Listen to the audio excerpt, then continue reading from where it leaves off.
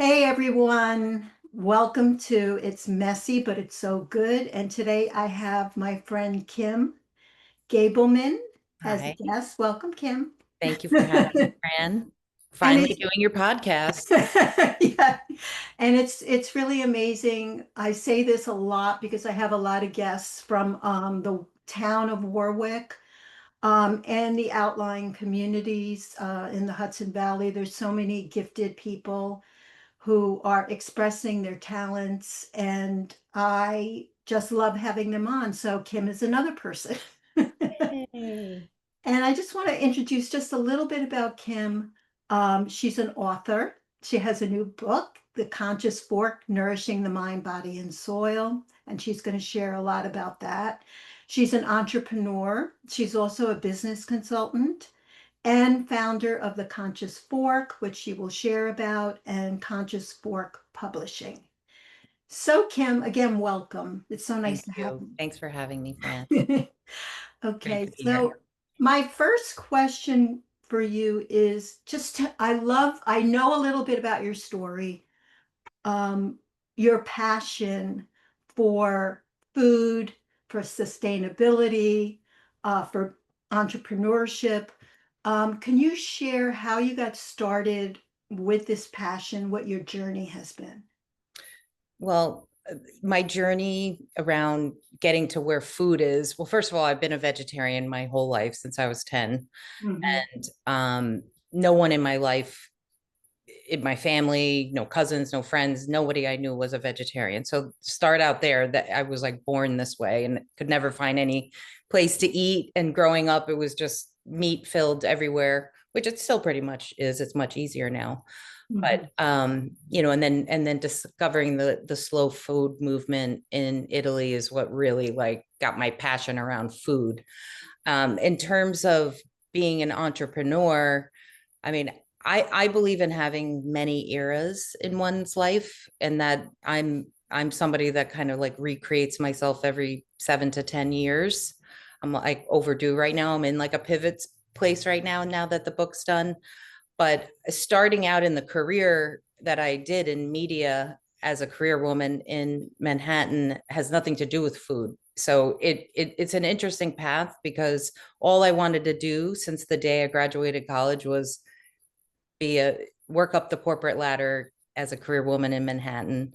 And I worked at a prestigious ad agency for the first 7 years of my life. There's that number. And then went in my first job in sales to Comedy Central, which was an amazing company and brand. Um, both of those companies, I experienced a corporate takeover of both the ad agency and Comedy Central, like 7 years apart. So I experienced like the man coming in and taking Mhm. over a very creative environment that changed the culture a lot afterwards.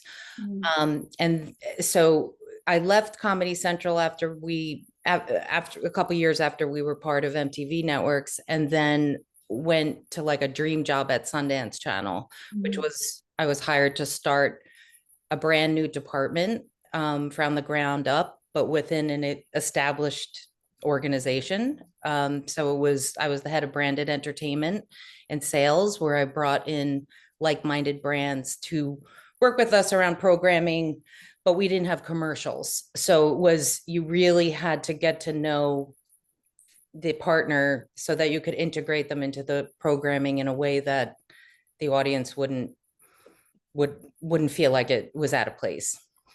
And there's my cuckoo clock. There's a story about that too. But I would say that at Sundance, so at all these places, I was always kind of like the new business development person, kind of like recreating new things within the corporate environment. And Sundance Channel was really what got my entrepreneurial spirit really alive because the brand itself stood for something and still does. The Mhm. founder, Robert Redford, it stands for the environment. It's a platform for artists, and it just I was so proud to be part of it, Mhm. and was very successful in finding lots of like-minded partners. And one of the things that we would do with partners is create short-term programming. And so it's not like a commercial. This is going somewhere, I swear. We would create these branded entertainment bits that were like programming. The viewer wouldn't know that it was actually like a commercial. It just seemed like extra content. And we did this one short form series. We did like 30 episodes, 2-minute episodes of these entrepreneurs that they were in the corporate world at one point, but they sort of left to go follow something that spoke to them more. I think the show was called Eco Biz or something, but it was, how do we make commerce good for the planet, good for people, and also good for the bottom line? So basically being able to sustain the business so that you can keep going. I wanted to be an eco entrepreneur. I realized that at that moment after doing that series that I was like, I want to do that. It just seemed so like, you know, you could live your life doing something you're passionate about, but still helping others, but still hopefully paying for your bills. Yeah. Whatever that was, I wanted to do it. Well, you had all the background for that too. I mean, you know, there you go. it So was like a no-brainer, right? So once Sundance Channel, while I was there at the height of everything, we then experienced a takeover, which I did at the previous two. And it became this huge media empire that our network got sucked into. I got promoted. I did very well, like I always did in these situations. A lot of my colleagues left, or were let go, or it just always changed the culture for the worse. And for someone like me, I like the creative environment. I like the entrepreneurial environment. So I stayed for a couple years, and then I just decided to sell my apartment in Tribeca. Like once I knew that I was in contract, I went to my boss's office and basically gave notice. And they were just like, no one leaves this path. Like you can't, like we're doing this with you. And I said, no, I'm going. And I stayed for 2 months, which is unheard of because I wasn't going to a competitor. I was literally going to my car with my dog and driving across the country to figure out whatever was next. So that's what happened. I found a home in Warwick, and that's how I ended up here. And that's how I met you. My mom moved here when I was in college, and I kind of loved the idea of it being so close to the city, 55 miles or something, but yet it felt like Vermont. So it was the best of both worlds. I spent the first 2 years before figuring out what I was going to do, literally driving cross country 3 different times in 2-year span with my dog, just sort of checking out the food scene, visiting friends. I was taking the Institute of Integrative Nutrition's health coaching course while I was on the road. Took a year. So like, I like to check a lot of boxes at the same time. And I realized that when I was all across the country, I couldn't find anything to eat. It wasn't like traveling in Europe or like the smaller little town you'd go into and they would have like locally made, salads. And I mean, it's the opposite is what I was finding here. And I would go sometimes 2 hours out of my way or longer to know where I could find something like organic or, it didn't even have to be vegan. I'm vegetarian. It was just, I realized if you're ever in the middle of nowhere, you can still find a kid's grilled cheese they usually have like a kid's menu. Sometimes that's the only thing. So that was sort of like the path that motivated me to come up with Conscious Fork. And I first came up with the name Conscious Fork, which was, it has several meanings. It's about clean food, eating vegetarian. It means pitchfork, how the food is grown. It means being conscious at the forks in the road in life, that these decisions can set you on your journey. And then also Gabelmann, which is my last name, means fork man in German. So it just kind of like was an epiphany moment, the name. And from there, I had to figure out whatever the business was going to be. Yeah. I had the name, I had the website, I had the name. And then it really became about the passion for food became like, I moved to Warwick and might as well do something with food because I needed some place to eat also. So, Yeah. again, it hits a lot of boxes. So I discovered juice cleanses at a time when I was working like a maniac in the corporate world, back and forth to LA every other week. Juice cleanses really saved me, and it was That's such a good fantastic. tool. So the first Conscious Fork was about having a juice bar and providing juice cleanses and a very small menu of all vegan food, but all made from scratch, whole ingredients, mostly local if possible. And then I Well, there wasn't anything like that at there wasn't, and it's still hard, right? I mean, but what I realized at that time also from driving cross country 3 different times in 2 years was that it is a destination. This type of food people will go out of their way for. So a lot of people came up to me and saying, "Oh, Warwick, like I can't believe you're going to open this in Warwick. People, they like their pizza and their hamburgers here." It's like, yeah, everywhere. But it was I don't know if you ever went to our original one, but it was like this teeny tiny little space on a very side street in a small town to begin with. It was not about foot traffic. It was just about existing, and people will find us because they'll go out of their way. So it became more of a regional hotspot than just a Warwick local place. But in a very short time, in a little over a year, we moved because we outgrew the space so quickly, and then moved to a place that was triple our size, and we tripled our business and tripled our size like basically overnight. And that's when we were in that second space is really when it became a community hub.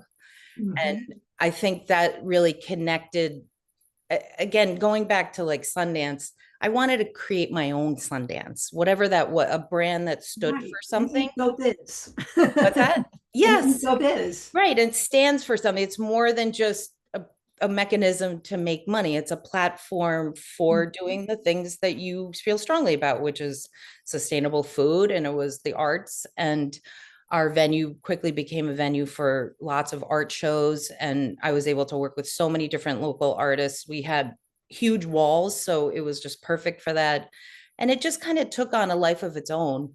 Um, the hardest part about all this stuff I realized is staffing, and everyone always laughs because I say this, is that I love startups. Even within the corporate environment, I was starting up little departments, but starting up my own businesses. But I realize I don't like operating businesses as much. So I have started a bunch of businesses even just in this area. So what I usually do is like start it up, get it off the ground, and then spend the next 6 years figuring out how to get out of it. It's kind of silly, but it is like my art in a lot of ways. I love business plans. I love DIY. I love, kind of like creating things that for the world that are good, but like it's like art. It's not just a business plan, right? Yeah, it's very creative. It's Yes, your stamp on things and your heart, infused into it. it is. But then what comes with it is managing a huge staff, Mm. all. So going back to the beginning is that, having lots of eras in your life, I'm at one of those places right now. This is the very first time in 15 years that I don't have a brick and mortar. I don't Mhm. have a staff to operate. So that's why it was the, getting the book done. I have a whole, list of other projects that I'm able to put my attention to now that I'm not sort of weighed down by all that overhead.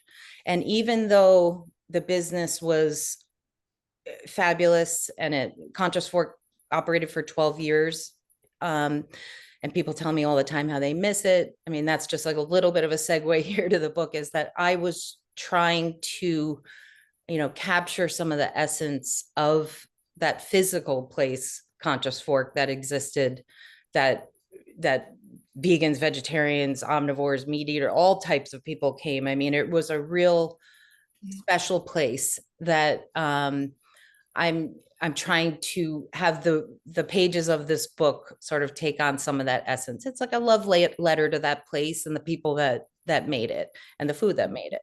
Mhm. So yeah, so I'm excited for this next chapter, no pun intended, just for, the next little bit, just promoting the book and working on some of these other projects. Can you share a little bit more about what the book has? Yes.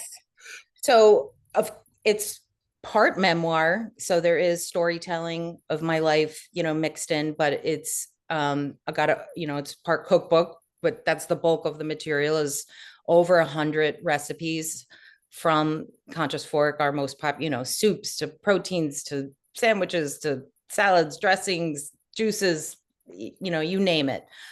We could have probably done 3 more books of all the recipes we have that came out of that place because we did so much specials and things based on local ingredients.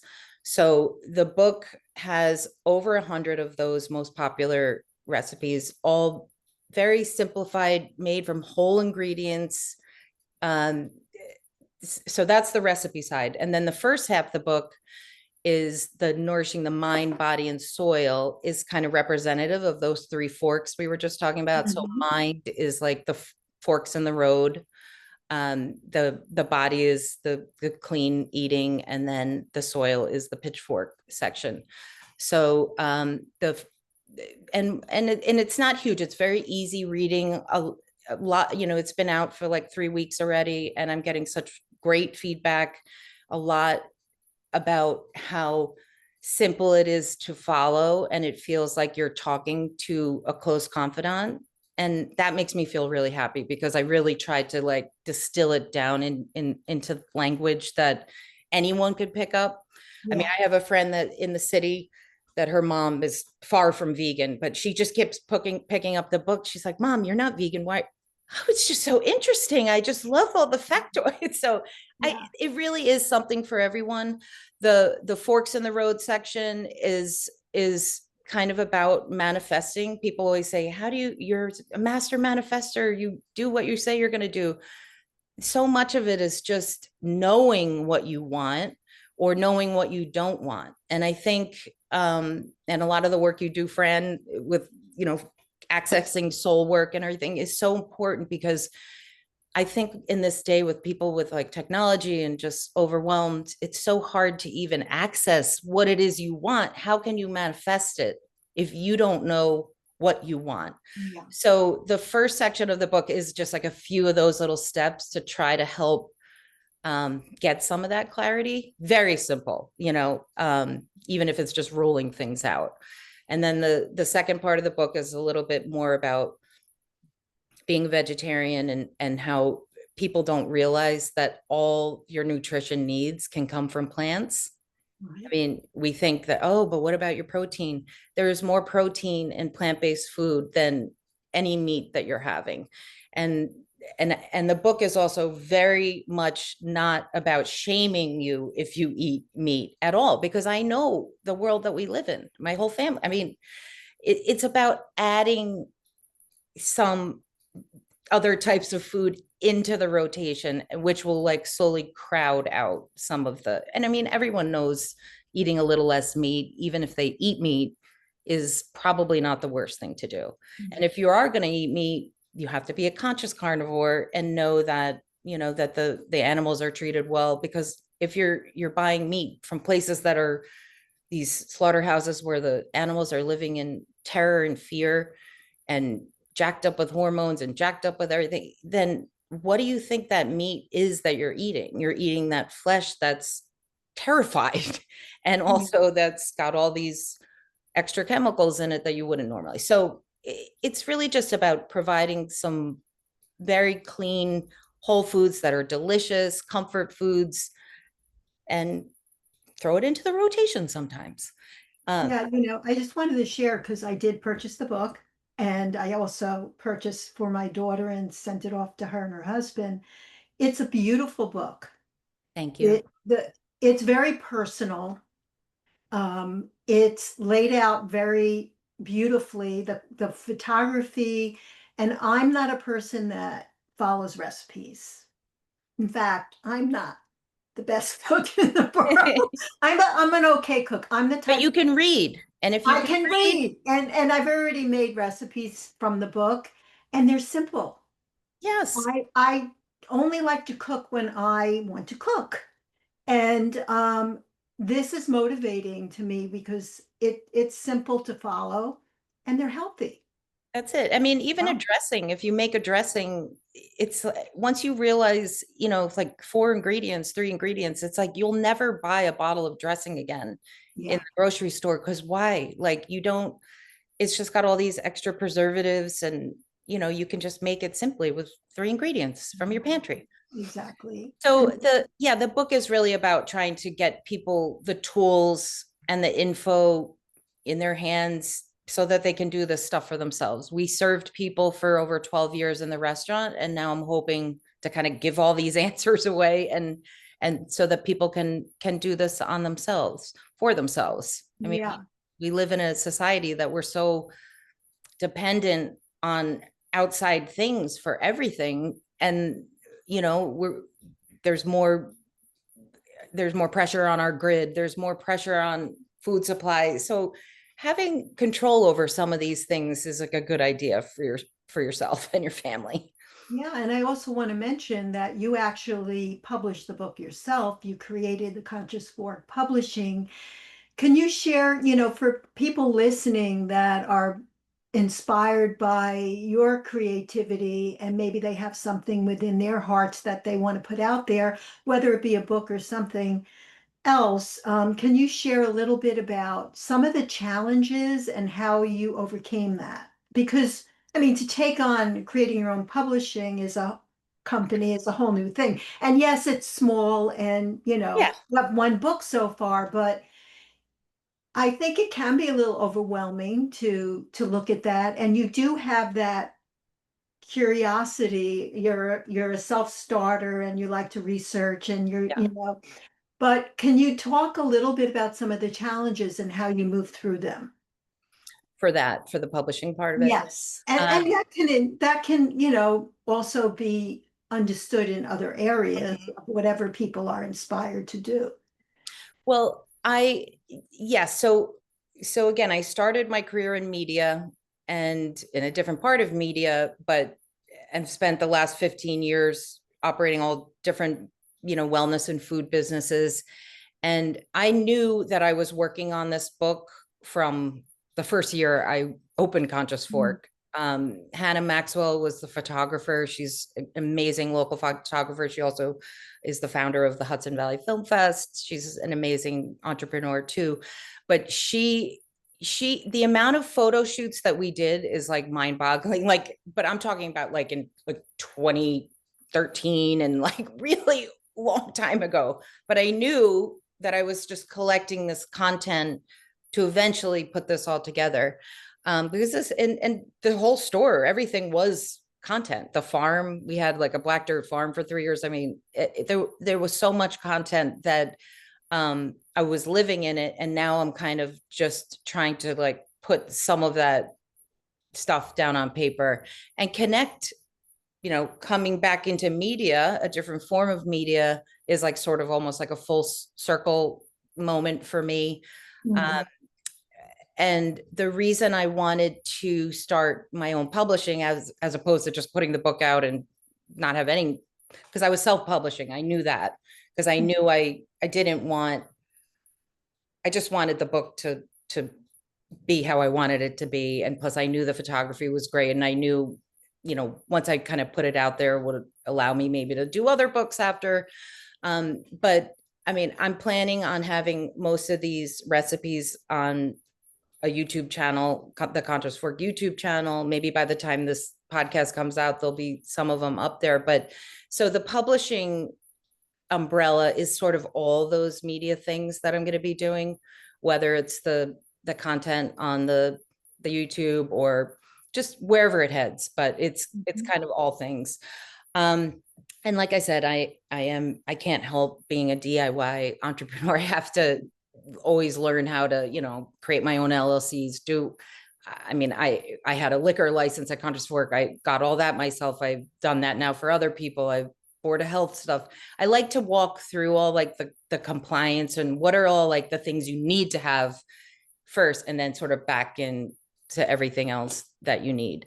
And the publishing company, I mean, it's basically a LLC. It's a legal entity that exists that yes, it only has one book under it right now, but it may have others, or other media that's part of this will be under that. But also, as a health coach, as a business consultant, as has somebody that's worked one-on-one with a lot of big companies, small companies, individuals, it's also another tool that I can offer people that if they are, they do have that book in them, or they don't know where to start. It's another knowledge base that I have, that because even since I've done it, I've had a few people come up to me and say like, oh, could I publish under Conscious Fork Publishing, like my book of poems or my book? So yeah, I mean, I never really thought of that as being, but who knows where it all will head. But basically I'm in control of it. So that's the way I like it. Yeah, yeah, definitely. So what would you say is the biggest gift, personal gift you've received from your passion journey and where you are today, where you have seen, it's like you said, full circle. So, yeah, and there's more to come, of course. But what would you say is the biggest gift that you have received through going through your whole journey? Well, I guess the biggest is inspiring others. I know, and also just providing the food and everything that we've done. The juice cleanses were huge too. So it makes me feel good to have a business that every person that buys the product, is doing something good for themselves at the Yeah. same time. And Mhm. that and creating that community around all those people, because it even the people that worked at Conscious Fork, and they worked there because they were proud to, Mhm. because every person, again, no offense to people that work at bars or anything like that, I couldn't do that. I like going to bars, but I don't like, just I can't just do something just for the money, or just for, you have to, whatever you like to do. If you like talking to people, you can be work in the service industry. But um, yeah, it makes me feel good to know that even if I don't know where all of this is going for me, that at least on each step, I know that I'm putting something good into the world as opposed to taking Yeah. something out. That's what keeps me going. Like, okay, well, you know, Yeah, you feel the authenticity and the integrity, you know, of putting out something that you love, something that's creative and something that's serving the world.